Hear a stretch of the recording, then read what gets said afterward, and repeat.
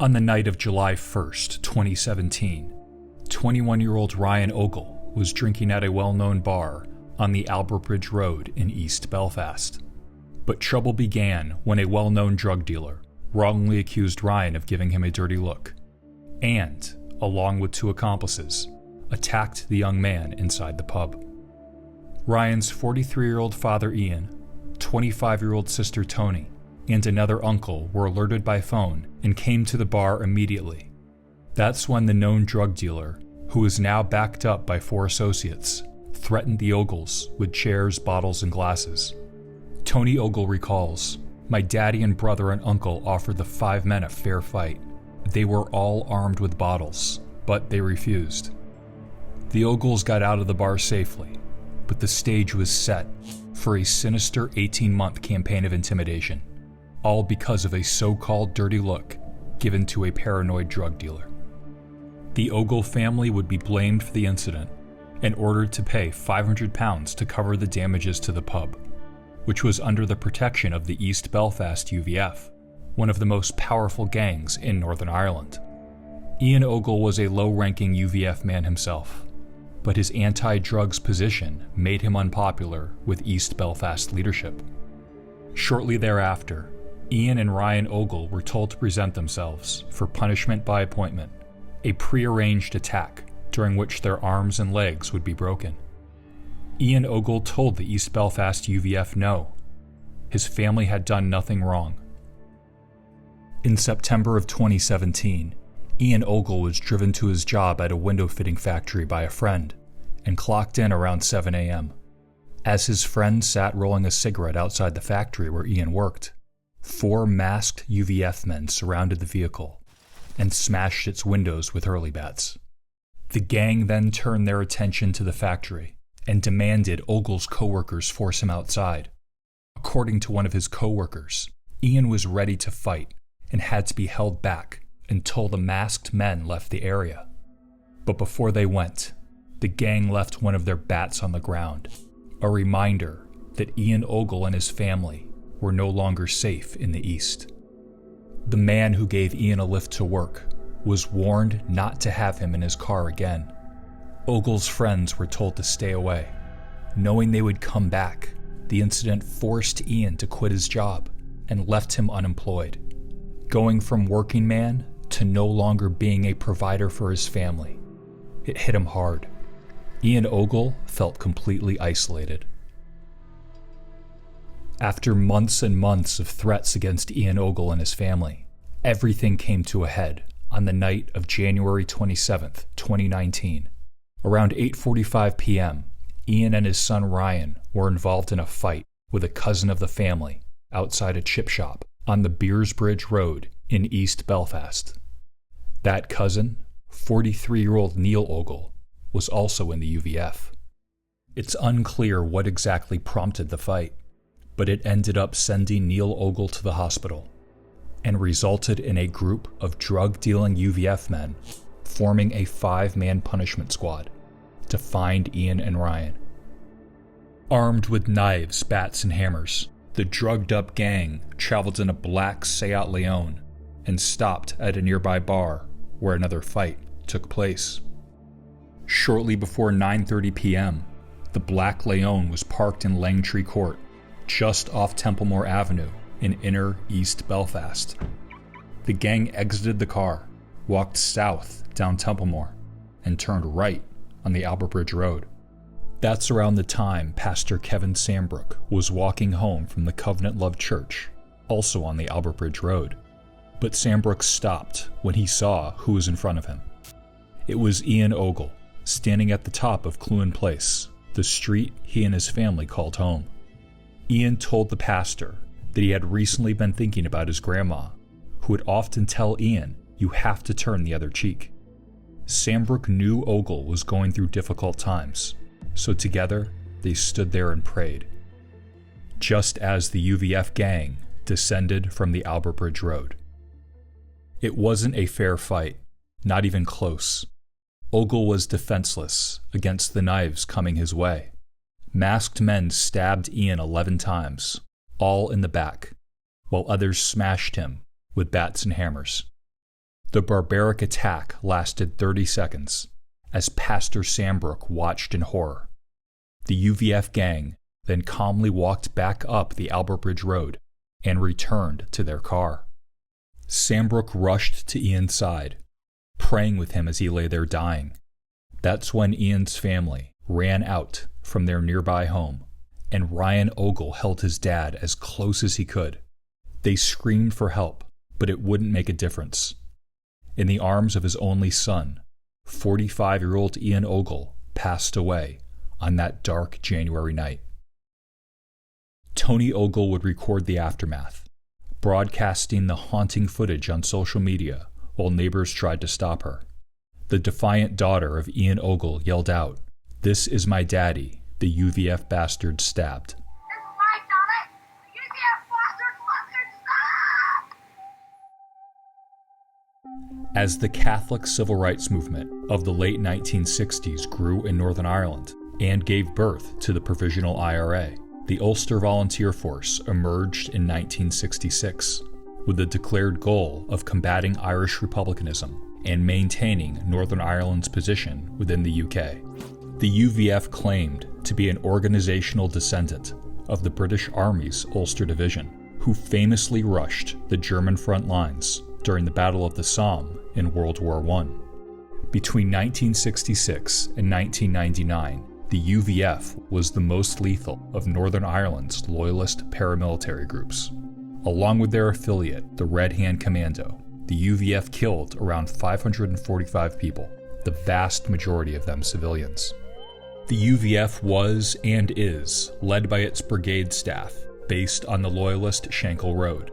The brigade staff is led by a chief of staff, which since 1976 has been John Bunter Graham. The UVF then breaks down into different regional brigades, which are then further dissected into localized battalions and regional companies. For example, Belfast Brigade, 1st Battalion West Belfast, A Company Shankill Road. But as time has gone on, the military terminology used by the UVF has become less and less grounded in the group's modern-day reality, no longer seeking out the Provisional IRA, but instead overwhelming working-class Protestant areas with intimidation, extortion, assault, drug dealing, and murder. And while the UVF has maintained its command structure, that structure has aged, with many younger members no longer keen to be ordered around by senior members on the Shankill Road. In June of 2011, violence flared up for 2 nights in East Belfast, at the interface between the Protestant Lower Newtonards Road and the Short Strand, East Belfast's 3,000-person Catholic enclave. In some of the worst rioting the area had seen in a decade, police estimate 400 to 500 people were involved in the disorder. Petrol bombs, fireworks, bricks, stones, and smoke bombs were thrown, along with 11 gunshots. Initial reports credited the chaos to loyalist anger over a lack of political representation. Others said it was because of poor educational attainment in working-class Protestant areas. But none of that was true. What happened in June of 2011 was a flex by the East Belfast UVF and its 48-year-old leader, Stephen Mackers Matthews, who had grown apart from the organization's Shankill Road command. On Monday, December 3, 2012, Belfast City Council voted to fly the Union flag at City Hall only on designated days. Nationalists had wanted the flag taken down altogether, but in the end voted on a compromise, shepherded by the Alliance Party, that the flag would only fly on 18 designated days. Unionist politicians said they considered the changes to be an attack on their cultural identity, and a loyalist protest outside the building erupted into violence minutes after the motion was passed, followed by further rioting in the east of the city. After 4 successive nights of trouble, former PSNI Chief Constable Matt Baggett told a press conference on January 7, 2013, "I am concerned that senior members of the UVF in East Belfast have been increasingly orchestrating this violence." Weekly marches from East Belfast to City Hall were a regular occurrence, with the return route always passing the Short Strand, where more interface violence would often occur. The protests would be their largest in the beginning of 2013 and slowly peter out over the rest of the year. A total of 157 police officers were injured and 560 protesters were charged in an operation that cost the PSNI over £20 million. While there was ultimately no change in flag policy, the high levels of orchestration by the East Belfast UVF and the alleged ignored orders from the Schenkel Road to stop the violence led to fears that Macker's East Belfast Battalion had become a separate loyalist gang altogether. The East Belfast UVF's criminal turf covers an area stretching from the Lower Newtonards Road into parts of North Down and Carry Duff to the south. If you want to deal drugs in this area, you have two options: pay protection money to the East Belfast UVF, or sell its product. The money they make from drug dealing is invested in legitimate businesses such as gyms, beauty salons, taxi firms, and several well-known pubs. Many of these businesses run at a loss, but continue trading because the cash-in-hand nature means they are essential money laundering tools. But Macker's so-called drugs empire had caused a major split in the East Belfast UVF. And on the other side of that divide were men like Ian Ogle. Known as Big O, Ogle was heavily involved in the City Hall flag dispute and even acted as a spokesperson during the 2013 protests. While he lived off the Albert Bridge Road in Clewin Place, Ian Ogle was part of the East Belfast UVF's Ravenhill Road Company, which was against drugs and had little time for the likes of Stephen Matthews. He was well known around his Clewin Place neighborhood, which sits on the Protestant side of the East Belfast peace line, and historically would regularly exchange attacks with Catholics from the Short Strand. And Ogle was no saint. He was a convicted rioter who grew up around interface violence and sectarian propaganda. And, for a period of time, he was up to his neck in UVF activity around the Short Strand. But as he got older, Ian Ogle moved away from his past, and towards the end of his life, turned to God. Big O had come a long way in his 45 years, and even talked about taking the biggest step of all, quitting the UVF completely. He wanted to be an influence for good in a difficult situation, and say goodbye to the demons of his past. But those demons weren't ready to say goodbye to him. I want to provide some information with regards to the attack on Ian. He was attacked in Clewin Place just before 9:30 on Sunday evening by a group of at least 5 men. Those men fractured his skull, they stabbed him in the back 11 times and left him to die in the street.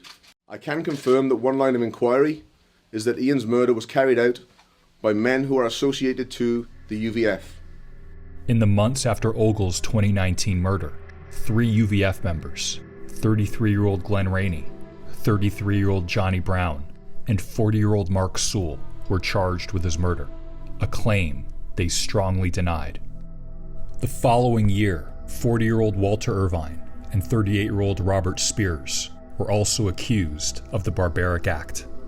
Additionally, 52-year-old Christopher Hare, 34-year-old Thomas McCartney, and 39-year-old Jill Morrison were charged with assisting the offenders and perverting the course of justice. 24-year-old Reese Kirkwood and Ian's cousin Neil Ogle were also charged with withholding information about the murder. But it was Glenn Rainey, one of the first to be charged and a notorious East Belfast drug dealer, who had been the one that accused Ryan Ogle of giving him a dirty look back in 2017, and would go on to refuse a fair fight with Ian Ogle, Rainey's staunchly anti-drugs opposition within the old-school UVF.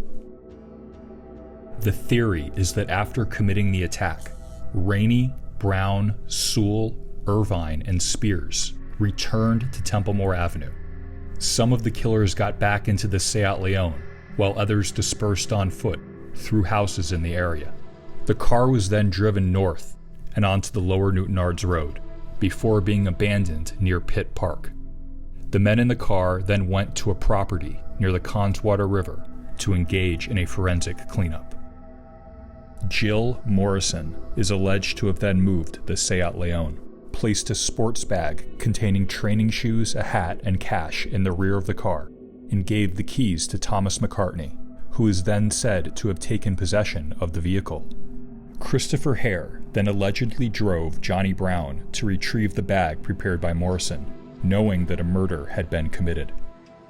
In the hours after, Johnny Brown and Glenn Rainey flew to Thailand, using cash and carrying no luggage. Both men were immediately called in for questioning by the police, but wouldn't return for weeks. Johnny Brown was arrested at Heathrow Airport when he returned on February 6th, and Glenn Rainey was arrested in Manchester when he returned on the 3rd of March. Both men, along with Mark Sewell, were the first to be charged. A month after the murder, a knife and a bat were recovered from the Connswater River, close to the house where the forensic cleanup supposedly happened. A state pathologist quickly confirmed the knife was consistent with the blades used to kill Ogle. All of the accused remain on bail, except for Glenn Rainey, who is currently serving a 6-year sentence for a separate 2021 drugs case. But on the afternoon of Tuesday, February 2nd, 2021, before Rainey began serving that sentence, he was one of 50 UVF members, also said to include Mackers, who paraded through Pitt Park, the neighborhood where Ogle's killers abandoned their car. It was a show of strength, widely seen as meant to intimidate those in Ogle's camp. Pitt Park, like Ogle's home in Clewin Place, was at the front door of any violence with a short strand, unlike most UVF territory deeper within East Belfast. The PSNI were able to get a number of officers to Pitt Park as the masked men arrived. The group did not leave the area, but the police presence is thought to have prevented an attack on William McCaughey, a UVF historian who had publicly accused the East Belfast UVF of torturing the Protestant people with drug dealing, extortion, and criminality.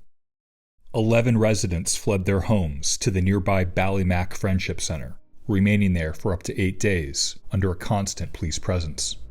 The police were criticized for not making any immediate arrests, but while CCTV shows a group of individuals you could describe as intimidating, it is murky as to whether or not they actually broke the law.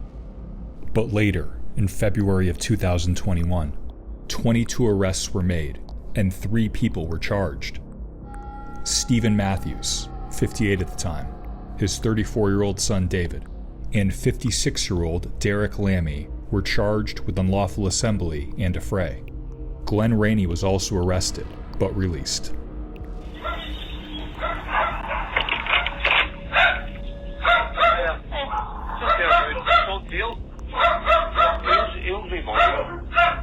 Derek Lammy is rumored to be the East Belfast UVF's second in command, while Macker's son David is rumored to act as the gang's bagman and enforcer.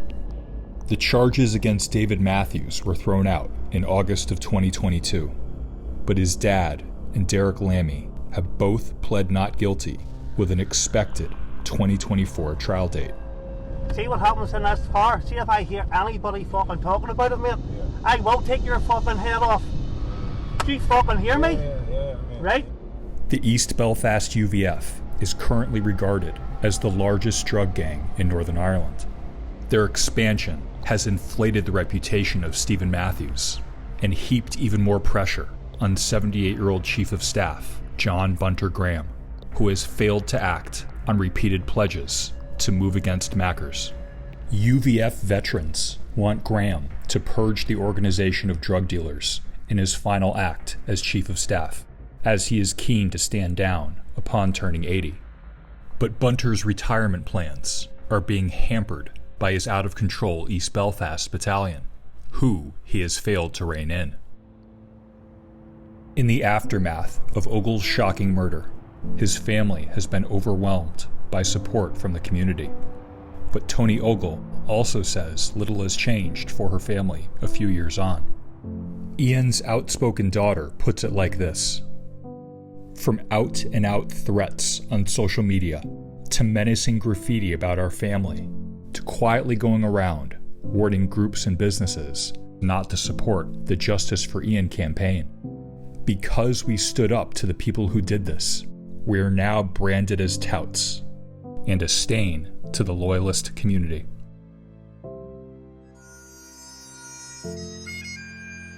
On February 5th, 2019, Ian Ogle was buried. Over 1,000 mourners lined the streets outside his family home on Clewin Place, just yards from where Ogle was left to die. Pastor Kevin Sambrook, who prayed with Ian moments before his death, said a few words. "What I witnessed that night will stay with me for the rest of my life. But my strongest and most abiding memory will not be of Ian's murderers, but rather this brave and selfless man displaying supreme courage and the heart of a lion, meeting lethal danger head on, knowing he never stood a chance. That night, I saw a man fall with dignity.